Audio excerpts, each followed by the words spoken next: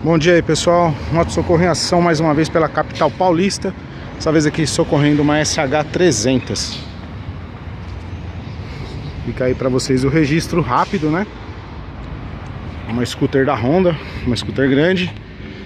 E só pra dizer pra vocês, moto centralizada, sem utilizar o pezinho, não vai de lado. Projeto pensado para transportar com segurança e qualidade a sua moto de qualquer tamanho. No caso das scooters, tem pouco ponto de fixação, você tem muita carenagem, né? Então evita se prender pelo guidão, pelas outras partes da carenagem, beleza?